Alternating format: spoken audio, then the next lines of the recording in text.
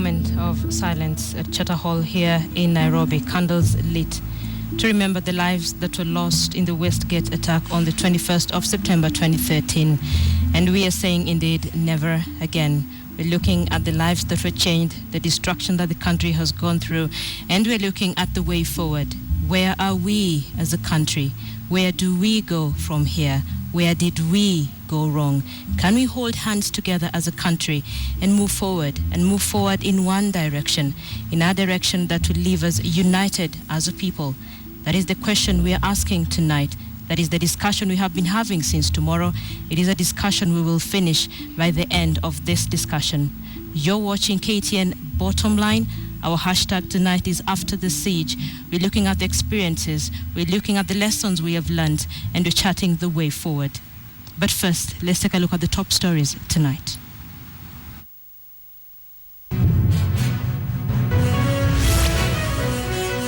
People young who are not supposed to go, and they have to go. United in grief, emotional ceremony as Kenyans honor Westgate victims.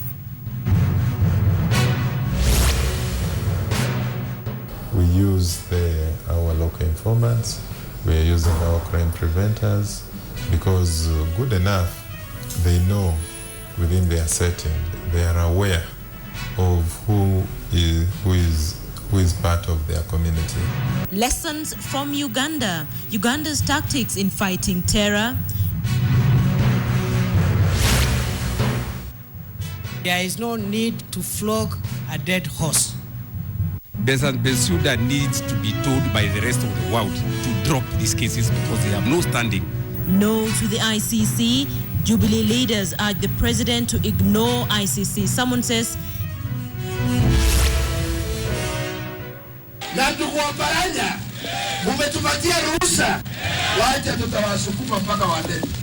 we had elections a year ago. What else do we want?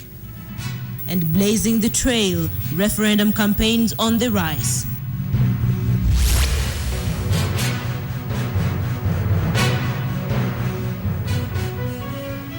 Thank you for joining us. Our discussion on Bottom Line. Remember, hashtag is After the Siege. Continues after we look at the top stories this evening. I will be hosting Mwenda Mijewe. He's a security analyst as well, as we chat the way forward. But first, let's take a look at the stories that made headlines tonight. It was an emotional moment at Nairobi's Westlands area when hundreds of Westgate victims and family members converged to commemorate the first anniversary of the Westgate terror attack. Tears flowed freely when bereaved family members spoke of their memories of the loved ones who were killed during the September 21st attack last year. KTN's Ian Wafula reports. As every single candle lit up, so did the memories of the victims of the Westgate attack rekindle, and the wax from the burnt-up candles was just a sign that their memories will linger on forever. 21-year-old Rajan was among the casualties of the vicious attack. His family had a special way of remembering and honoring him a year after his demise. I become very emotional that people young who are not supposed to go, and they have to go. So we are praying for him that God should give them good place, better than where they were. The events that took place here on the 21st of September 2013 did not only change the country's perception and discussion on national security, but also the lives of the hundreds of victims of the attack. For me, it's a miracle. It's like a second birth, because that was really, I could be dead by now. I've even come here to celebrate also with the families who lost their loved ones, which is very important, and it is so painful to them, I know. And also to thank God for this second chance He also gave me. Before, I could think maybe God has forgotten me and I have problems, but since that scenario happened to me, I have really known that God is always with me. Not even the presence of heavy security at the scene could calm the nerves of the survivors, most of whom were visiting the site for the Clearly, we seem to be having a problem with that story done by Ian Wafula, of course, focusing on the Westgate anniversary of relatives and friends recounting their memories with their loved ones who they lost in that particular attack. We're reworking that story for you. We'll see if we can air it for you before we end this bulletin. Let's cross borders now and look at how our neighbors are doing. As Kenya restructures her security strategies 1 year after the Westgate attack, neighboring Uganda has refreshed her security measures to deal with terror threats in the region. Tonight, KTN takes you to Kampala city, where a terror attack 4 years ago changed the country's policies and tactics. The blasts ripped through the stadium in short intervals. Within seconds, loud cheers turned into piercing screams that cut the sports event into a sudden halt. In minutes, 74 people had died and dozens others seriously injured. Chadondo Stadium in Kampala would never be the same.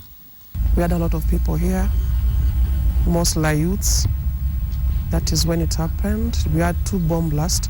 One was just at the back and one was at the front.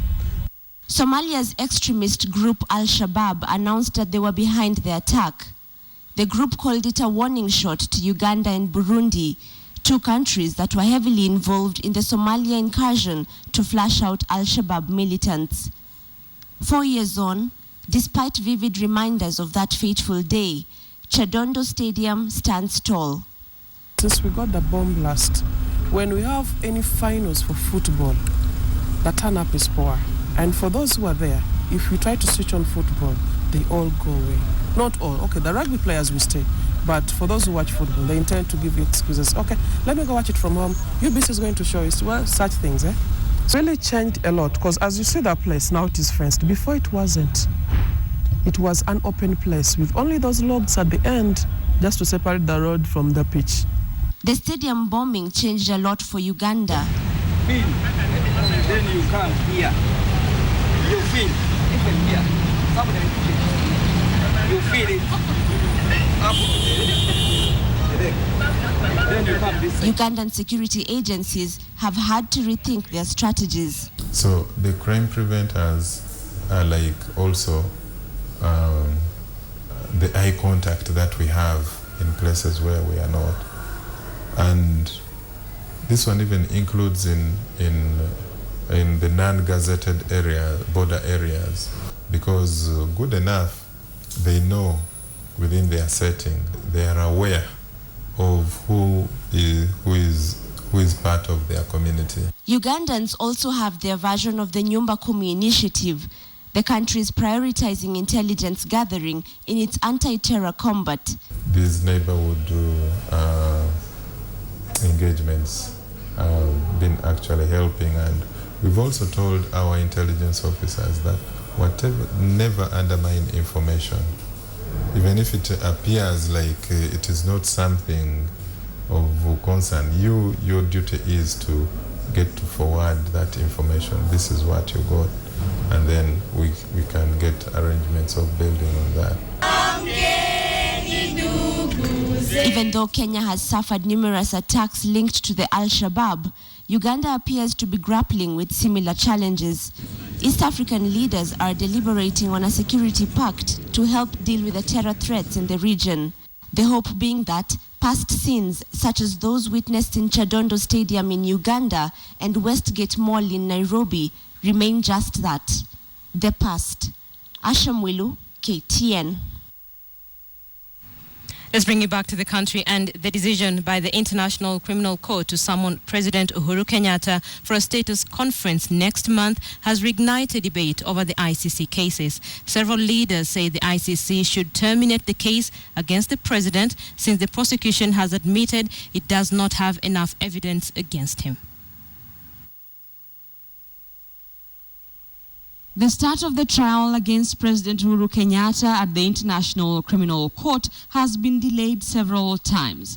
On Friday, the ICC postponed indefinitely the 7th of October trial date, but presiding judge Kuniko Ozaki summoned President Uhuru Kenyatta to appear before it for a status conference. While true that Mr. Kenyatta has not been required to be present at recent status conferences, Given the critical juncture of the proceedings and the matters to be considered, the Chamber deems that his presence is necessary. And as the President contemplates whether or not to honor the summons,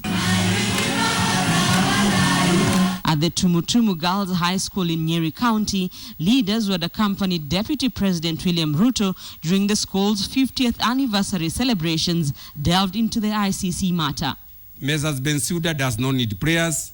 Mrs. Bensouda needs to be told by the rest of the world to drop these cases because they have no standing, both in law or fact. There is no need to flog a dead horse.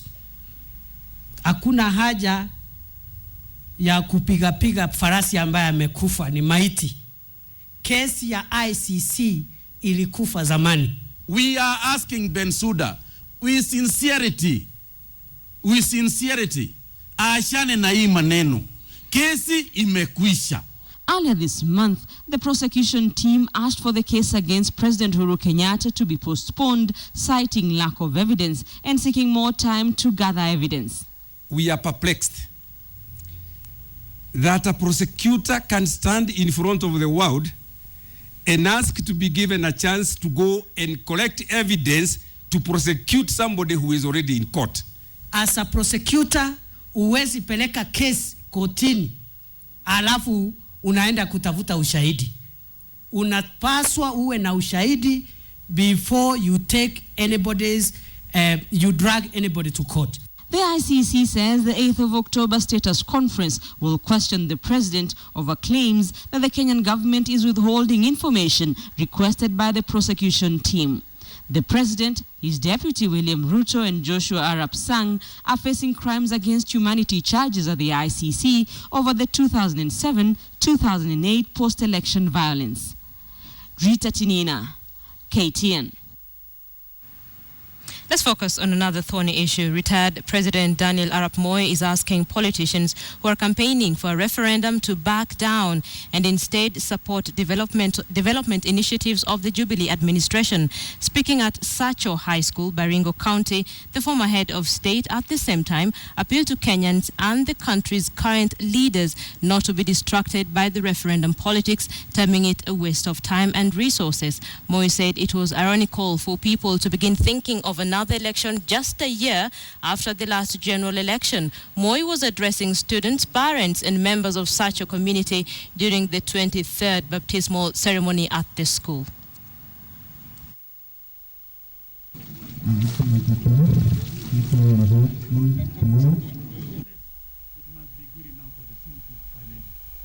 There are poor children and they don't want to spend that money for those children whose parents are poor.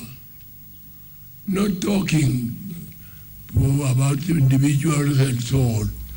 So I hope they will abandon this question of talking about referendum. Referendum for what?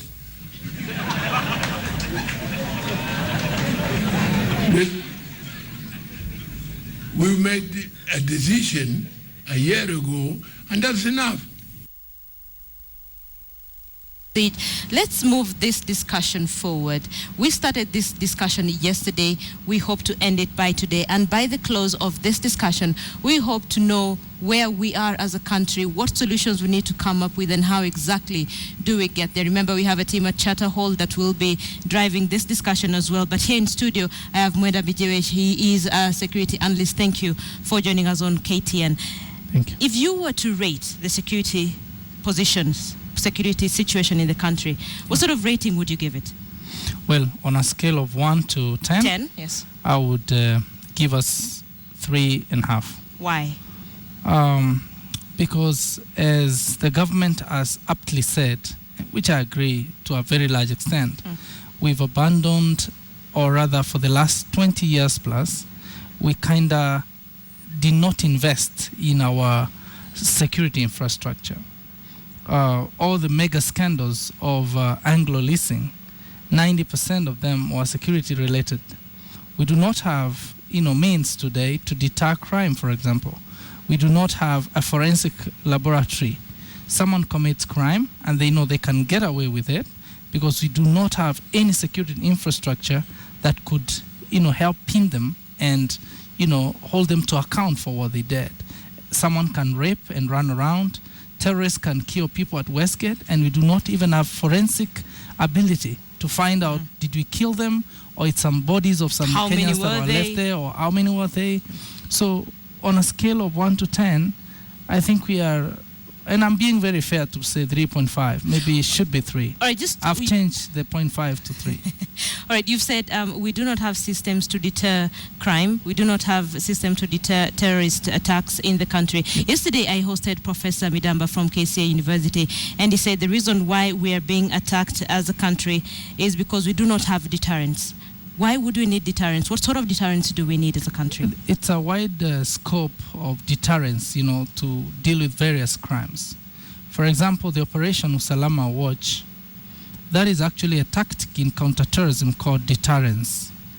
It's when terror threat has moved from, being imminent to being now. It will be like, it will happen now. It's moved from being red to a blinking red when the attack is just gonna happen somewhere.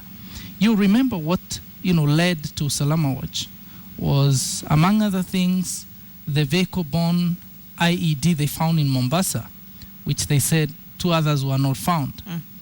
This was very, very dangerous, security situation we were as a country.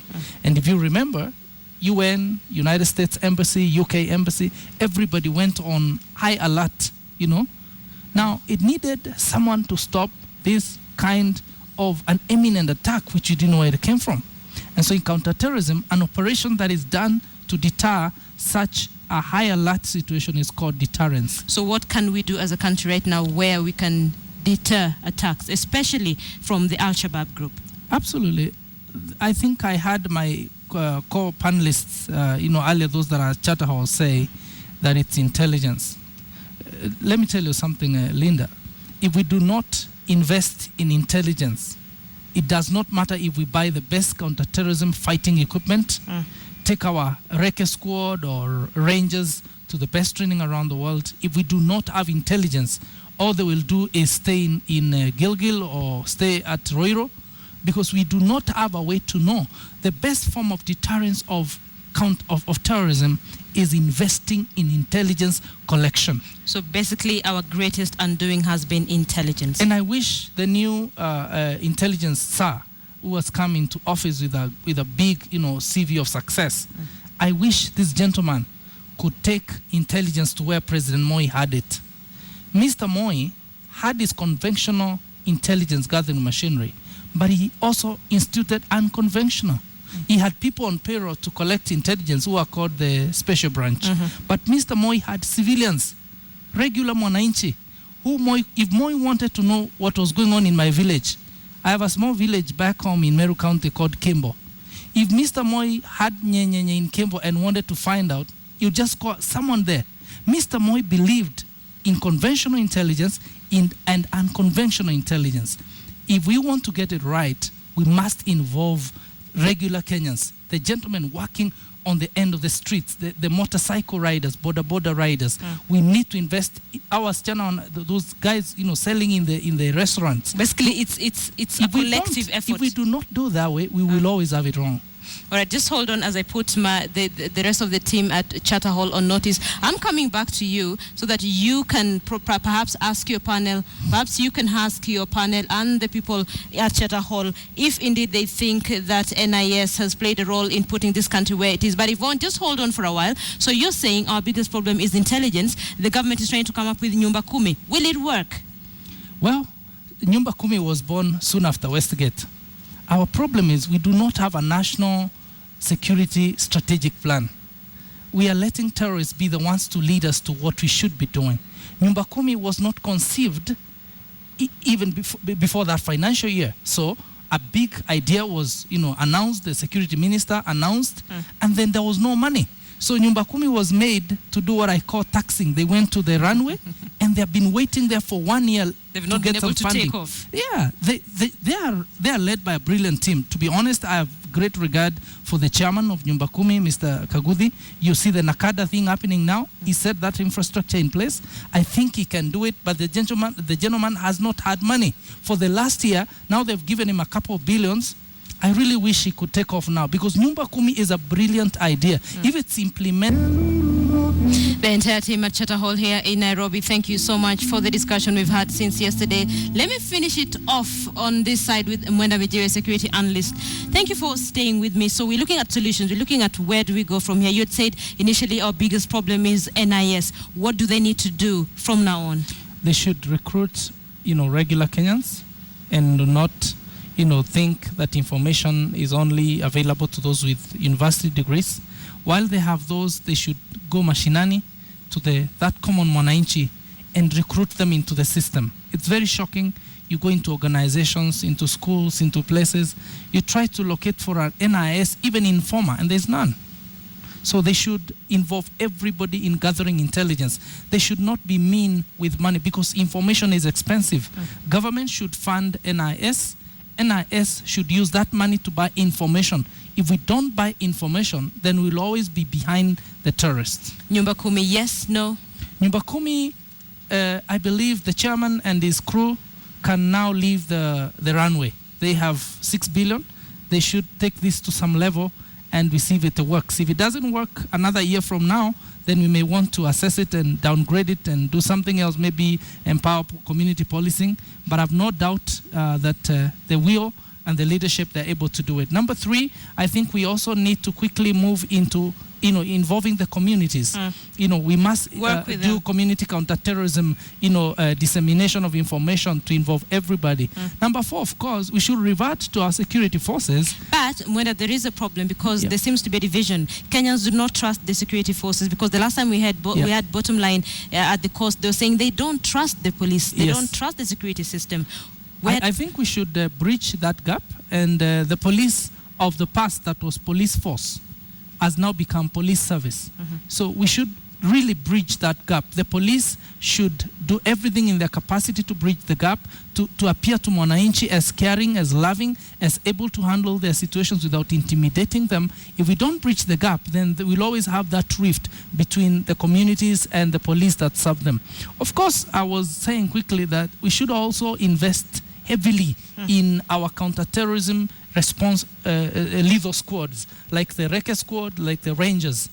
It took a shameful 4 days to fix Westgate, which we ended with the mattresses. Was it mattresses? Yes, mattresses burning. Yeah, mattresses.